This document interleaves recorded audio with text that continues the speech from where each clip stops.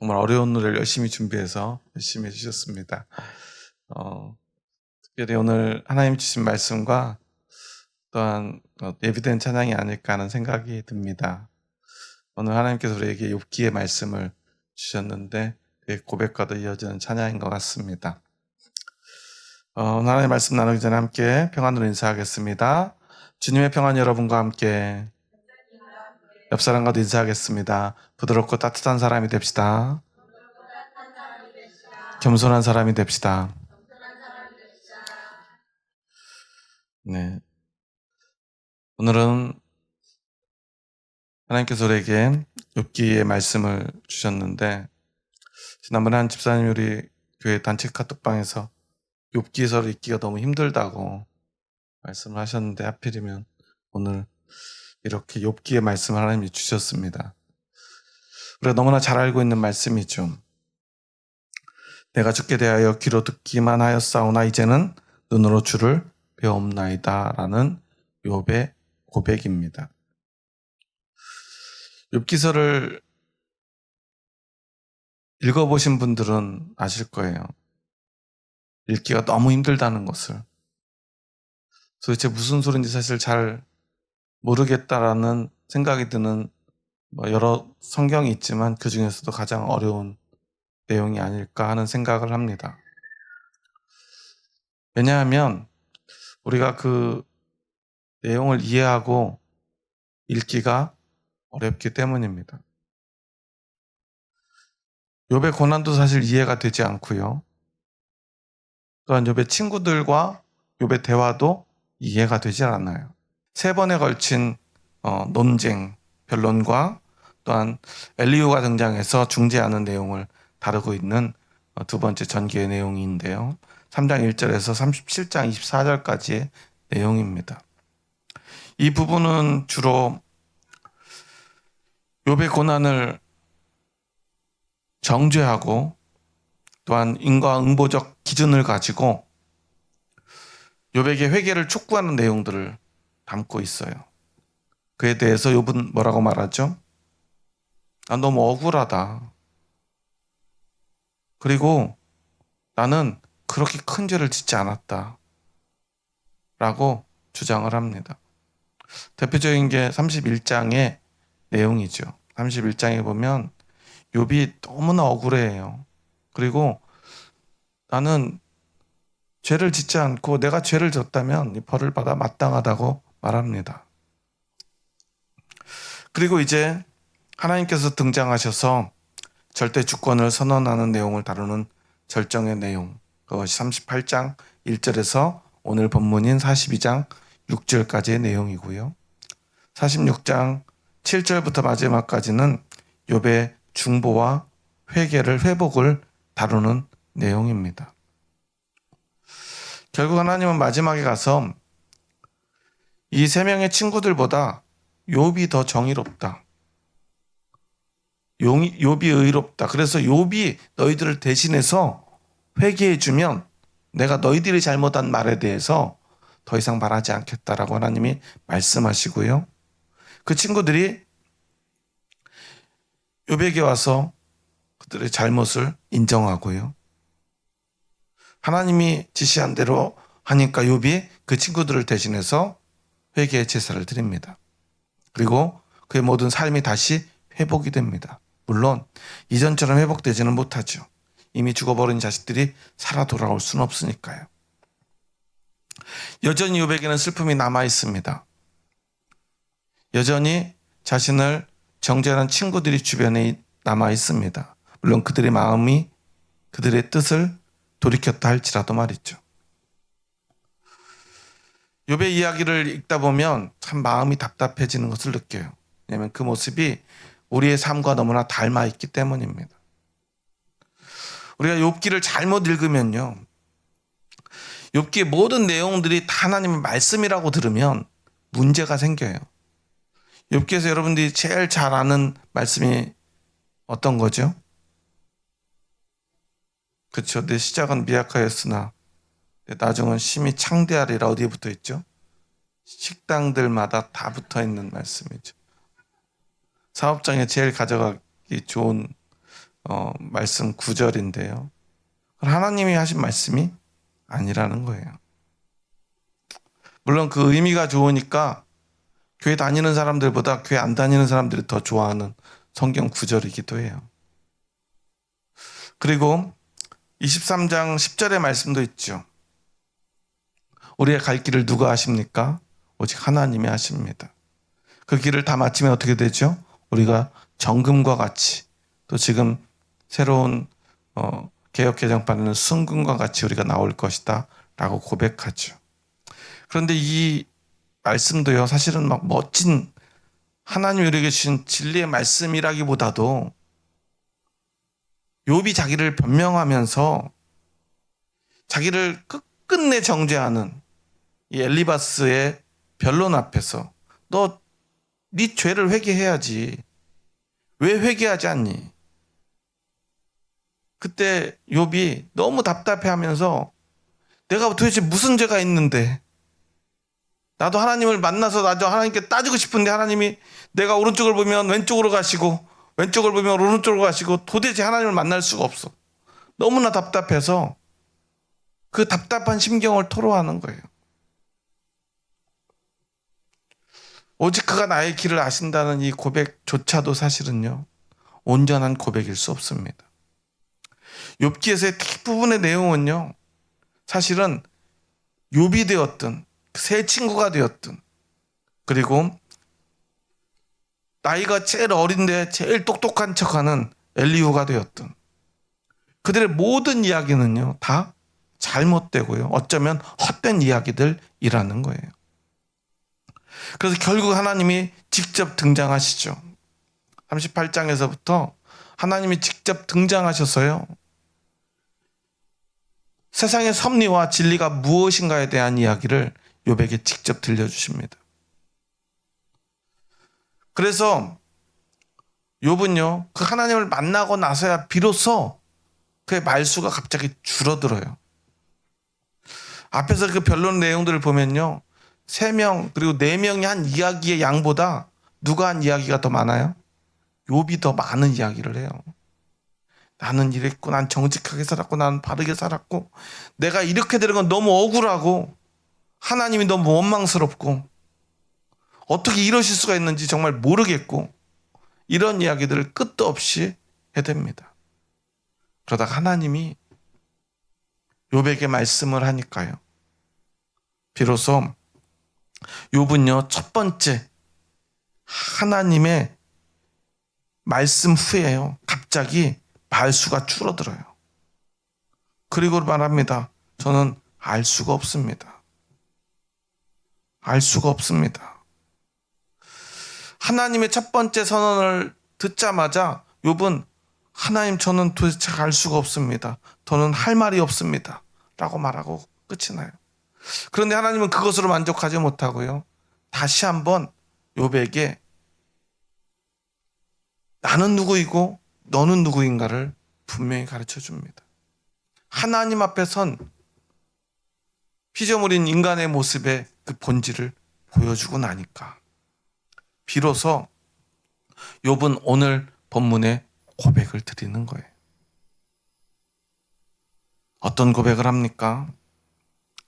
주께서는 못하실 일이 없습니다. 무슨 계획이든지 못 이루실 것이 없습니다. 무지한 말로 이치를 가리는 자가 누굽니까? 저는 이렇게 아무것도 모르는 자였습니다. 나는 깨닫지도 못한 일을 말했고 스스로 알 수도 없고 헤아리기도 어려운 일을 말했습니다. 자신이 한 모든 말을 후회하며 하나님 앞에 회개를 합니다. 그리고는 4절에서 이렇게 고백합니다. 함께 읽어볼까요? 내가 말하겠사오니 주는 들으시고 내가 주께 묻겠사오니 주여 내게 알게 하옵소서.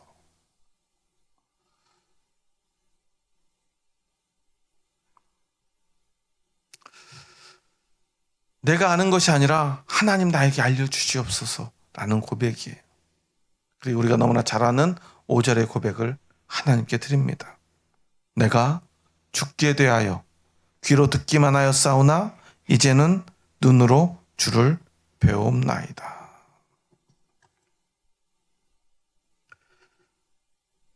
이제까지는요, 내가 귀로 듣기만 했다는 거예요. 이게 어떤 의미인가를 우리는 바르게 알아야 됩니다. 귀로 들었다라는 것은요, 내가 이제까지 하나님을 직접 만나지 못하고 하나님께 직접 듣지 못하고 다른 사람들의 말을 통해서만 들어왔음을 강조하고 있는 내용이에요. 욥은 지금까지 조상들의 교훈이나 또한 종교적인 어떤 전통이나 친구들의 말이나 또한 신학적인 어떤 이론들, 어떤 말씀들을 전하는 사람들을 통해서 그가 하나님에 대해서 들었다는 거예요. 그런데 그 모든 것들이 그가 잘못되었음을 고백하는 거예요. 그것들이 너무나 부족했다는 것을 욥이 인정하는 거예요. 의인이고요, 완전한 욥이요, 자신의 신앙이 하나님에 대한 지식이 얼마나 불완전한지를 그가 인정하는 것이 바로 내가 하나님에 대해서 귀로만 들었다는 것입니다. 그런데 이제는 뭐라고 고백하죠? 내가 이제는 눈으로 주를 배움는다고 고백합니다. 이젠 내가 이런 간접적으로 하나님을 아는 것이 아니라 직접적으로 하나님을 대면하고 만나고 보니 내 모든 것이 바뀌고 말았습니다 라고 고백하는 거예요. 그런데 여러분, 하나님을 만나면 갑자기 모든 근심과 걱정이, 모든 문제가 사라지나요? 그렇진 않죠. 욥의 고통을 생각하면요, 너무나 억울하기 짝이 없어요. 그 배경을 보면 욥은 알지 못하는 어떤 상황 속에서요, 사탄이 욥에 대해서 참소를 하고요, 욥도 결국은 하나님이 복 주시고 잘 살게 해주시니까 그가 하나님을 섬기는 거지. 그가 가진 재산 다 잃어버리면 과연 하나님을 끝까지 사랑하고 하나님을 섬기겠습니까? 그래, 마음대로 해봐라. 그러니까 그 모든 재산을 한순간에 다 잃어버리게 만들어요. 그런데도 그 믿음을 잃지 않으니까 사단이 이번에 어떻게 하죠? 사랑하는 가족들을 다 죽게 만듭니다. 그 몸에 병이 찾아오게 만듭니다. 모든 걸 잃어버리고요, 그냥 잃어버린 데서 끝나지 않고요, 고통까지, 몸에 질병까지 찾아와서요, 얼마나 괴로우면요, 기왓장으로 온몸을 긁는 그 고통 속에서 그가 죄를 뒤집어 쓰고 괴로워합니다. 이 얼마나 억울한 일입니까? 여러분이라면 이런 일을 당하는데도 불구하고 하나님 앞에 하나님 감사합니다라는 고백을 드릴 수 있겠습니까? 저는 도저히 그러지 못할 것 같아요. 더군다나 그 과정 속에서 사탄이 그렇게 자신을 그냥 단지 시험하려고, 이게 진짜인지 아닌지, 그리고 그것을 하나님이 허락하셨다고 한다면, 그것을 알았다고 한다면 더 억울했을 것 같아요. 그런데 그걸 모르고도 너무나 억울해요. 그런데 친구들이 와서 뭐라고 말하죠? 야, 너 잘 생각해봐. 너 뭐 하나님 앞에 잘못한 거 있는지. 그렇지 않다면 이럴 수가 없잖아. 어떻게 이런 일이 벌어지겠어? 네가 뭔가를 잘못했으니까 이런 일이 생겼겠지. 난 잘못한 게 생각나는 게 없는데. 아니야, 분명히 넌 잘못했을 거야. 내가 장담하는데 분명해. 너는 분명히 뭔가 잘못했을 거야. 욥은 또 말합니다. 아니라고. 내가 잘못한 게 없는데 너희들까지 왜 그러냐고. 욥이요, 속이 터지는 그 답답함을 계속해서 토로하는 내용들이에요. 얼마나 안타까운 일입니까? 여러분의 삶에는 어떤 고통이 있습니까? 그리고 여러분 삶의 주변에 여러분과 함께하는 가족, 형제, 이웃들 간에 말로 할 수 없는 어떤 고난과 고통, 이유를 알 수 없는 문제에 갇힌 사람들을 여러분들은 보게 될 것입니다. 여러분들 그들을 만날 때 뭐라고 말합니까? 아니, 여러분의 고통 앞에 여러분은 뭐라고 말하십니까? 너무나 많은 사람들이요, 너무나 쉽사리 사람들의 아픔과 고통을 판단하려 합니다. 재단하려 합니다. 우리는 너무나 쉽게요, 인과응보적으로 모든 것들을 해석하려고 그래요. 마치 내가 다 아는 것처럼 말하려 합니다. 오늘 10월 27일 종교개혁 주일인데요. 오늘 서울 광화문 광장에서는 집회가 있죠. 전국에 있는 기독교인들이 뭐 200만 명이 모인다고 하는데 실제로 200만 명씩이나 모일지는 모르겠습니다. 뭘 위한 모임이죠? 뭐 슬로건은 뭐 건강한 가정, 뭐 거룩한 뭐 예배 뭐 이런 거 슬로건을 내걸었던데요. 그래서 건강한 가정이라는 그 말은 뭐 때문에 슬로건에 내세운 거냐면 포괄적 차별금지법에 반대한다라는 뜻으로 그 집회를 개최한 거예요. 물론 그 포괄적 차별금지법을 시행한 어떤 나라들에서 생긴 부작용들이 있었던 것은 분명합니다. 우리가 조금은 구별해야 될 게 뭐냐면 교회에서 반대하는 차별금지법은 사실 그냥 차별금지법은 아니에요. 원래는 지금도 우리나라에는 차별금지법이 있습니다. 어떤 차별금지법이죠? 개별적 차별금지법이에요. 뭐 장애인을 비하한다거나 또는 뭐 어떤 특별한 성을 뭐 여성을 차별한다거나 아니면 어떤 직종, 어떤 사람들에 대한 구체적인 어떤 대상에 대한 차별을 금지하는 법이 있어요. 그런데 그걸로는 부족한, 그걸로는 딱 이야기하기 어려운 차별들에 대해서 포괄적으로 모든 것에 대해서 차별을 금지하자는 법안이 차별금지법이에요. 사실은 그 취지가 너무 좋은 내용인데 이것이 잘못 악용되는 사례들이 이미 그 차별금지법, 포괄적 차별금지법이 시행된 국가에서 있다라는 내용을 우리 기독교에서 주장하는 거예요. 그리고 거기서 가장 문제가 되는 게 뭐죠? 동성애의 문제예요. 성 정체성에 관한 문제예요. 그래서 우리 기독교가 결국은 역차별을 받게 될 것이다라는 주장이에요. 그래서 그것을 우리는 끝끝내 저지해야 된다라는 주장을 위해서 오늘 200만 명이 모이겠다는 것입니다. 그나마 다행스러운 것은요, 우리가 보통 태극기 부대라 불리우는 극우적인 기독교인들, 정광훈과 그 뭐라고 말해야 될까요? 일당들이라고 해야 됩니까? 그런 사람들과는 함께하지 않는다는 것. 그래서 거리를 두어서 아마 그런 폭력적인 구호나 혐오적인 발언들은 조금은 자제될 것 같아요. 그렇지만 문제는 여전히 이런 포괄적 차별금지법을 이렇게 수많은 사람들이 모여서 힘을 과시하면서 하는 것이 과연 성경적인가 하는 문제가 남아있어요. 물론 우리 교단 그리고 뭐 합동측 교단 그리고 많은 정통 교단들이 이 집회에 함께 한다고 합니다.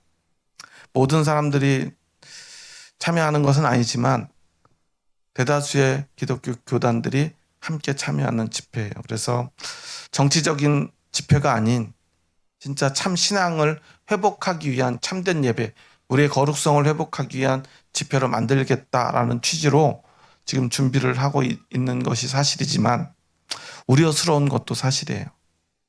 왜냐하면 그럼에도 불구하고 세상에 많은 사람들은, 믿지 않는 사람들은 이것을 기독교가 힘으로 이 포괄적 차별 금지법을 반대하고 또 기어코 동성애자들을 차별하겠다라고 인식될 수밖에 없기 때문에 그렇습니다.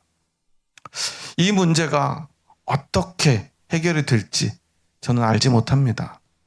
그리고 이 포괄적 차별금지법이 결국 어떻게 될지도 정확히는 알 수 없어요.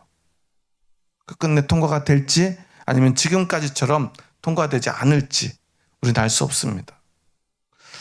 하지만 중요한 것은요, 우리의 믿음은 하나님의 섭리 앞에서 누구보다도 겸손하게 하나님의 뜻을 우리가 겸허하게 받아들이는 것, 그것에 있다는 사실이에요.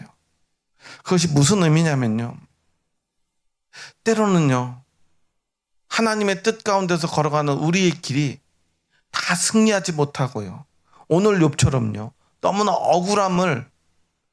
억울한 고통을 감내해야 될 때도 있다는 사실이에요. 물론 그것을 우리가 충분히 막을 수 있을 것 같은 생각이 들 때라도 말이죠. 때로는 이렇게 되면 내가 힘들 거라는 사실, 억울하게 될 거라는 사실을 알아도 가야 될 때가 있다는 거예요. 성경에는 그런 길을 가신 분이 아주 명확하게 기록되어 있죠. 바로 예수 그리스도의 십자가의 길입니다. 예수님은 모르고 가지 않았어요. 억울하지 않아서 간 것이 아닙니다. 예수님은요, 세상 그 누구보다도 억울한 길을 걸어가셨어요. 그런데도 그 길을 스스로 걸어가셨습니다. 왜냐하면 그래야 됐기 때문이에요. 왜 그래야 됐는지요? 사실 선뜻이 되지 않아요. 지금 오늘 예수님을 믿는, 그 십자가를 믿는 그리스도인들조차도요, 왜 예수님이 십자가를 져야 했는지 정확하게 아는 사람은 별로 없습니다. 그런데도 그것이 하나님의 뜻이기에 예수님은 그 길을 걸어가지요.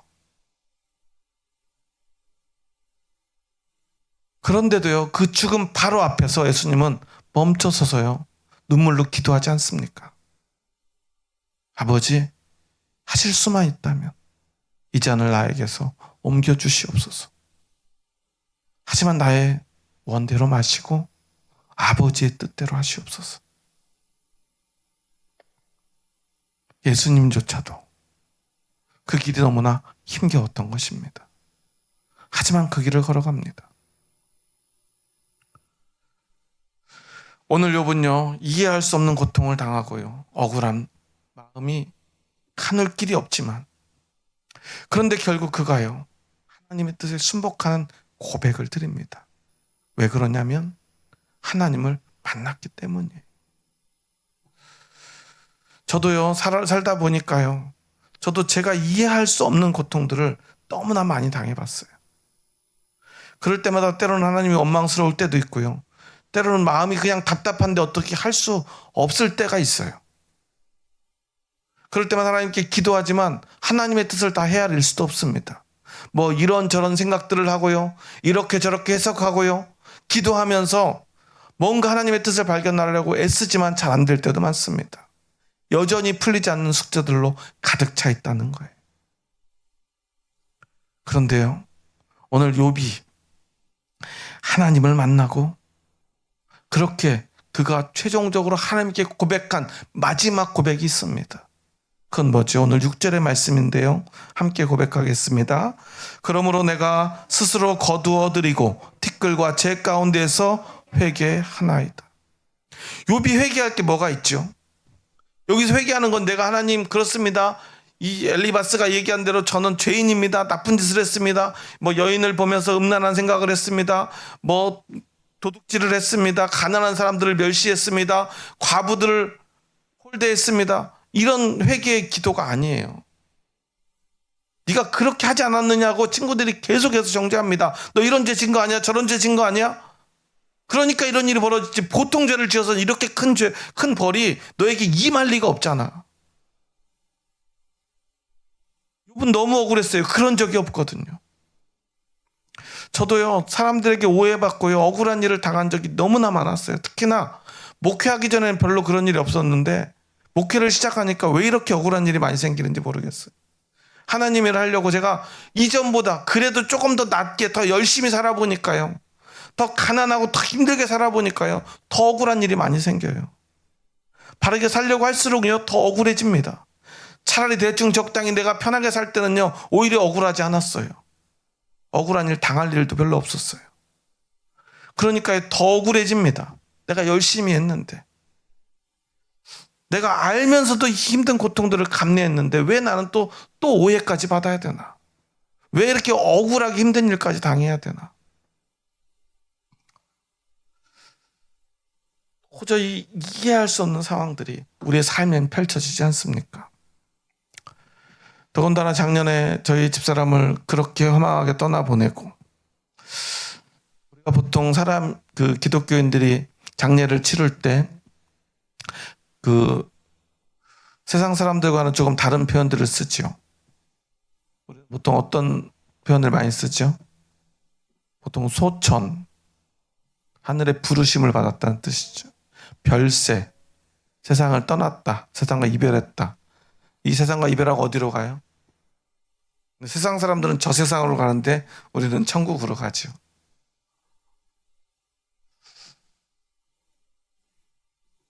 하나님이 부르셨다고, 하나님이 부르심을 왜 그런지 모르겠는데 그렇게 불러가셨다고 고백하면서도 도무지 왜 부르셨는지 아직까지도 사실은 이해가 되지 않아요.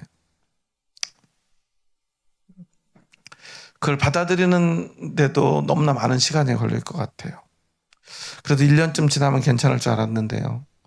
1년이 넘게 지나도 여전히 저는 너무나 힘이 들고요. 또 아직도 지금도 받아들이고 이해한다는 것이 너무나 어려워요. 우리 삶에는 그런 일들이 얼마나 많은지 모릅니다. 10여 년 전 세월호가 그렇게 바다에서 깊은 바닷속으로 빠져들었을 때 그곳에서 자녀들, 가족들을 잃은 사람들이요. 10년쯤 지났으니 지금 괜찮을까요? 이제는 받아들일 수 있을까요? 그렇지 못할 것입니다. 그런 일들이 얼마나 많은지 몰라요. 그런데 욥은요, 우리가 겪을 수 있는 어떤 고난과 고난을 다 합친 것보다도 더 큰 고난을 겪었어요. 받아들일 수 없는 일들로 가득 차 있습니다. 그런데 그가 하나님께 뭘 하고 있어요? 회개를 합니다. 어떻게 그럴 수 있었을까? 저는 말씀을 준비하면서 여러 주석도 찾아보고요. 이런 거 저런 거 많이 찾아봐도요. 도저히 답을 찾을 수가 없어요. 어떤 내용을 이야기하고요. 욥기를 읽고 또 읽어봐도 왜 그랬을까? 알 수가 없어요. 하지만 한 가지 알 수 있는 것은 그가 하나님을 만나고 나서 알 수 없는 이유로 그가 변했다는 것입니다.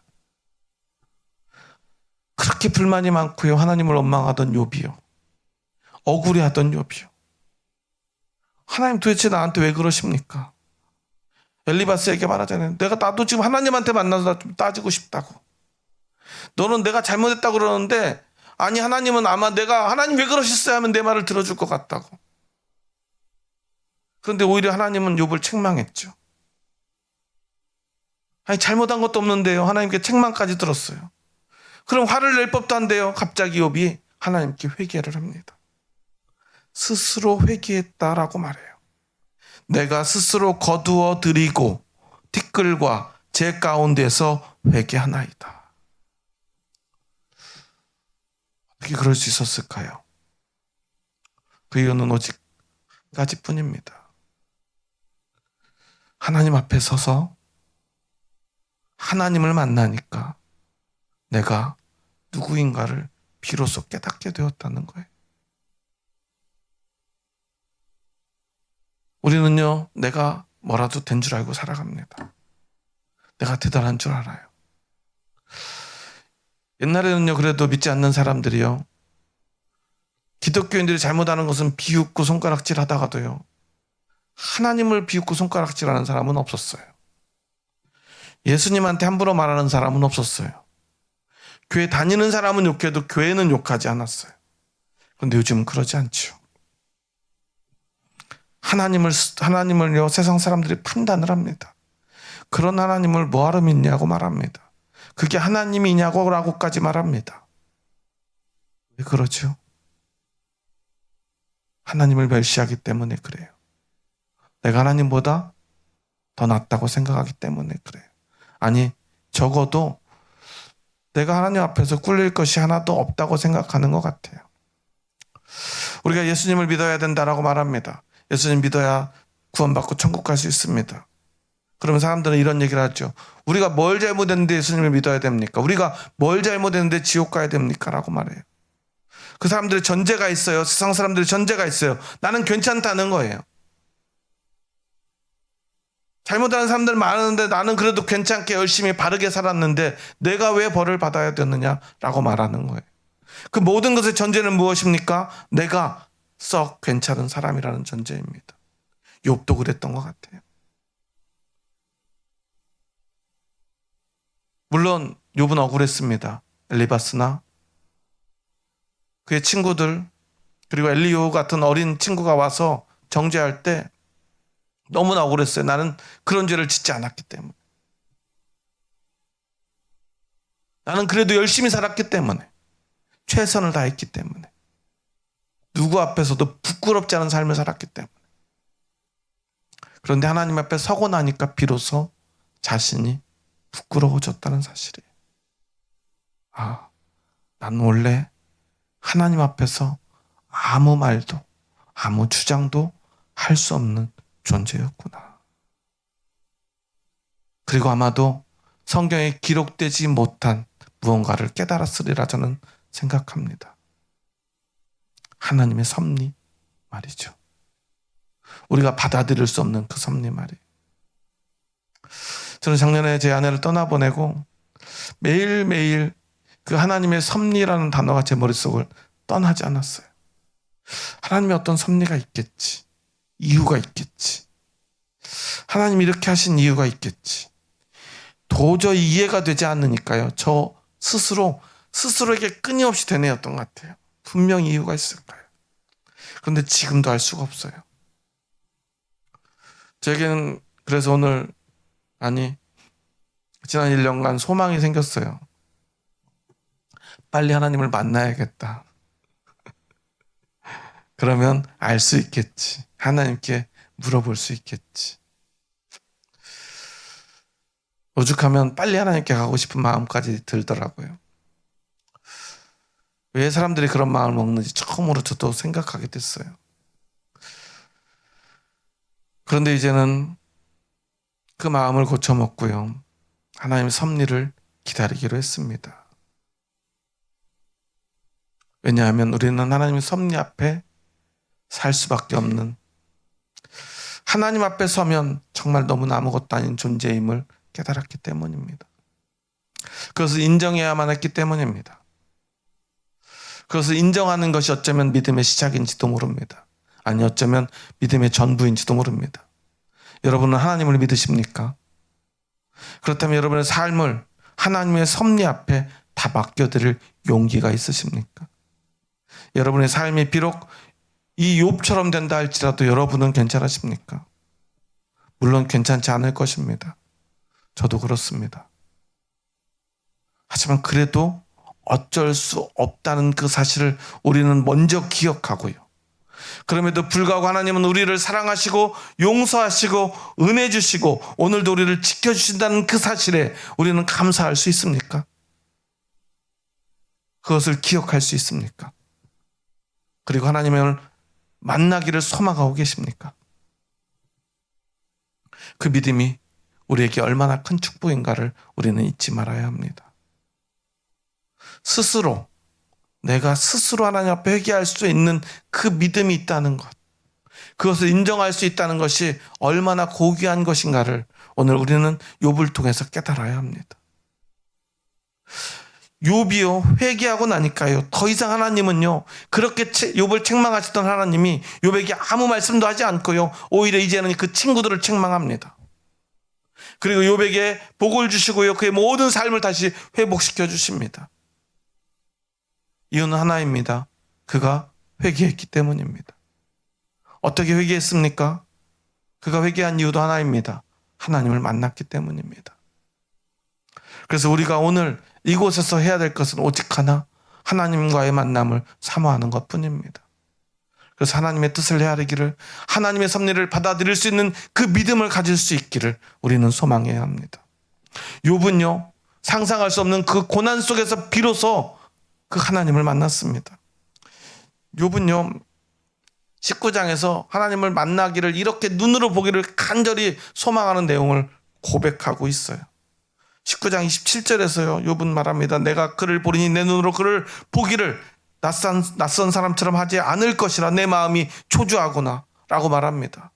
그리고 오늘 42장에서 내가 죽게 대하여 귀로 듣기만 하였사오나 이제는 눈으로 주를 배움나이다 고백하고 나니까 이제는 그가 할 수 있는 것은 오직 하나뿐이었습니다. 회개하는 것입니다. 그런데 우리는 어떻습니까? 욥과 같은 고난을 당하지 않고도요, 오늘 예수 그리스도의 그 은혜, 그 십자가의 은혜 때문에 우리는 오늘도 하나님 앞에 회개하고 있지 않습니까? 제가 이 말씀을 준비하면서 깨달은 것 하나는요, 우리가 오늘 하나님 앞에 회개할 수 있는 것, 이것이 얼마나 큰 축복인가 하는 거예요.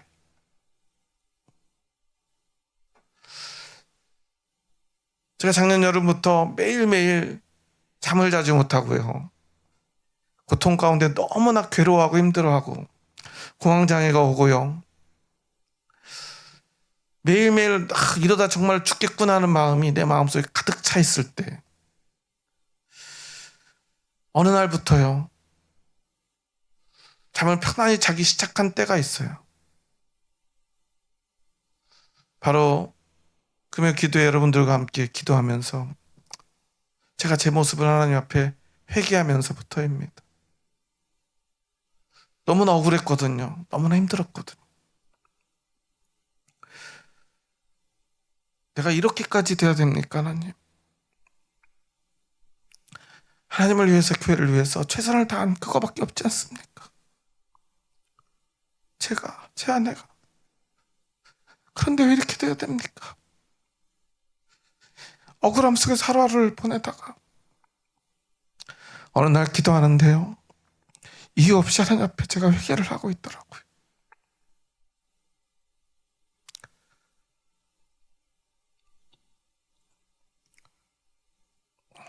사실은 지금도 그 이유를 알 수가 없어요.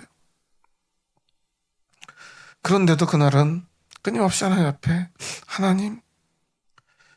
하나님의 이름을 부르며 회개하고 또 회개하고 또 눈물을 흘리고 또 회개합니다. 하나님 앞에 서서요, 끊임없이 눈물을 흘리고요, 회개하고 나니까 비로소요, 그 억울했던 마음들이 조금씩 풀리기 시작합니다. 이유 없이 잠을 이루지 못하던 밤이요, 이제 조금 편안해지기 시작해요. 그때 저는 비로소 깨달았습니다. 이것이 우리에게 얼마나 큰 축복인가를 말이죠. 물론 지금도 완전치는 않지만 언젠가 우리가 온전히 욥처럼 그 하나님의 전능하심 앞에, 하나님의 권능 앞에, 하나님의 섭리 앞에 온전히 세계되는 그날, 우리는 비로소 진짜 회개를 할 수 있게 될 것입니다. 그리고 비로소 진짜 영원한 평안을 누리게 될 것입니다. 영원한 기쁨도 누리게 될 것입니다. 비로소 그 모든 것을 인정하게 될 것입니다. 그리고 이제는 아무 근심, 걱정, 원망, 두려움 없이 하나님만 사랑하며 하나님만 의지하며 살게 되는 그때가 올 것입니다. 욥의 축복은요, 다시 재산이 회복되고요, 자녀들이 많아지고요, 그가 잘 살게 되었기 때문이 아닙니다. 그가 이제는요, 세상의 어떤 고통 앞에서도요, 이제 오직 하나님만 바라보며 살 수 있게 되었다는 것, 그것이 진짜 축복인 것입니다.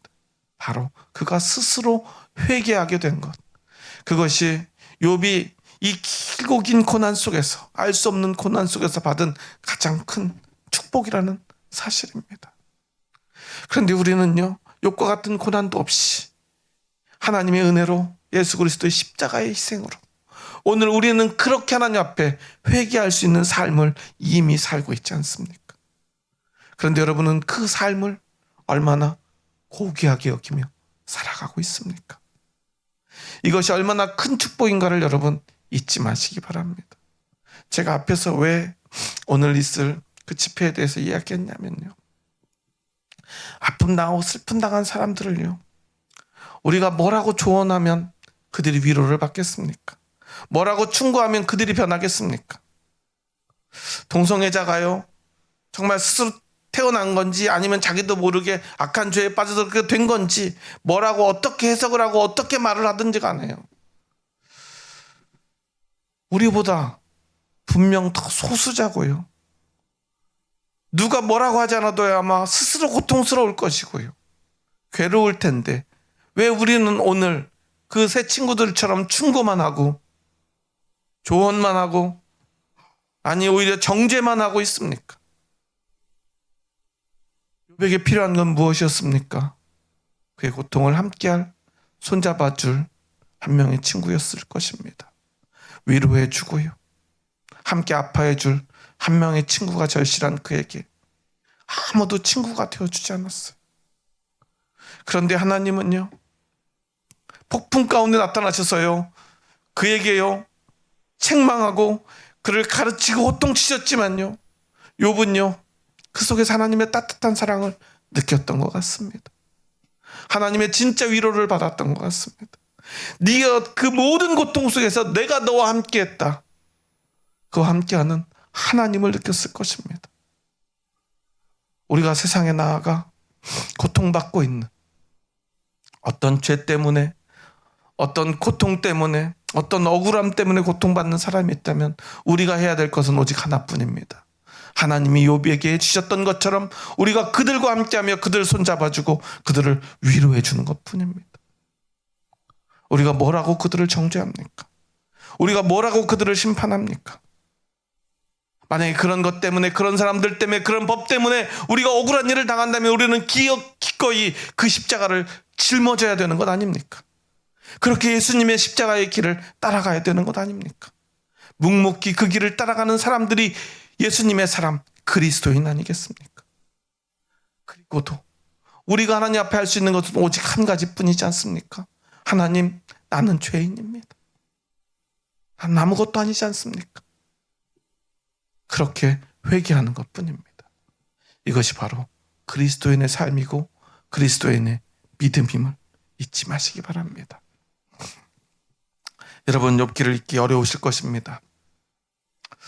그 글자 하나하나, 말 한마디 한마디에 여러분 너무 마음을 뺏기지 마시고요. 이곳에 담겨있는 모든 사람, 여기에 나오는 모든 사람들은요, 욥도 그의 친구들도 엘리후도 모두 다 부족한 인간일 뿐입니다. 하나님 앞에서 죄인인 인간일 뿐입니다. 완전하신 분은 오직 하나님 한 분뿐임을 여러분 기억하시기 바랍니다. 그리고 하나님의 음성에 귀 기울이시고요, 무엇보다 하나님의 말씀을 귀로만 듣지 마시고 여러분 하나님을 눈으로 보시기 바랍니다. 하나님을 자꾸 또 찾으시고 하나님 앞에 회개할 그때 여러분은 하나님을 눈으로 보게 될 것입니다. 여러분이 진짜 진심으로 여러분의 마음을 열고 회개할 그때 말입니다. 그것을 위해 오늘 이 예배 시간 이곳에서 여러분의 마음을 열고 하나님 앞에 회개하는 저와 여러분 될 수 있기를 주님의 이름으로 축원합니다. 하나님이 회개하는 그 영혼을 반드시 만나 주실 것입니다. 그리고 하나님을 만난 영혼은 하나님 앞에 고백할 것입니다. 하나님, 내가 스스로 이 모든 생각, 모든 원망 거두어 드립니다. 그리고 특별과 죄 가운데서 하나님, 회개하겠습니다. 나는 죄인입니다. 하나님이 전부입니다. 고백하게 될 것입니다. 그 은혜가 오늘 이 말씀을 듣는 이곳에 있는 모든 분들에게 임하기를 주님의 이름으로 축원합니다. 기도하시겠습니다. 하나님 감사합니다. 저희 부족하고 연약한 자들 사랑하셔서 저희들을 주님의 뜻 가운데로 불러주시니 감사합니다. 주님을 따르고 주님을 믿노라 하고 오늘 우리는 우리 스스로를 그리스도인이라 부르며 종교란에는 기독교라고 당당히 자신 있게 쓰며 그렇게 우리는 삶을 살아왔습니다. 하지만 우리는 어떤 삶을 살았습니까? 욥을 정죄하던 욥의 새 친구들과 같은 삶을 살지는 않았습니까? 엘리후와 같은 삶을 살지는 않았습니까? 욥을 저주하던 욥의 아내 같은 삶을 살지는 않았습니까?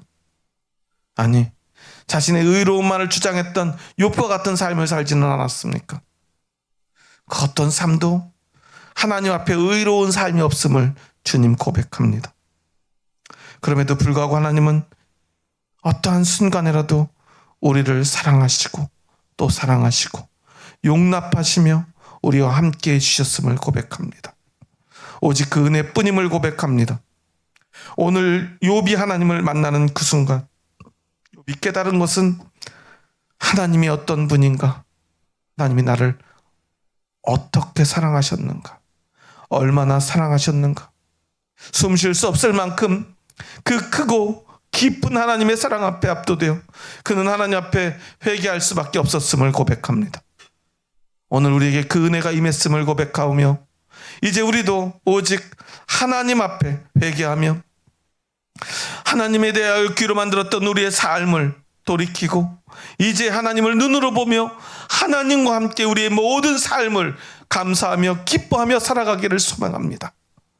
삶의 어떤 고난 앞에서도 오직 하나님만 바라볼 수 있는 그 믿음의 용기를 우리에게 주셨사오니 이제 그 믿음의 용기를 가지고 하나님 앞에서 날마다 회개하며 그 회개하는 삶을 통하여 그 기도를 통하여 하나님을 보고 하나님을 봄으로 이제 세상에 나아가 하나님 손잡고 고통당하고 억울함당하고 두려워하고 아파하는 형제와 이웃들의 손을 잡아주고 그들과 함께하며 그들을 위로하며 그들에게 하나님의 사랑을 전할 수 있는 우리의 남은 삶이 되게 하여 주시옵소서. 예수님의 이름으로 기도합니다. 아멘.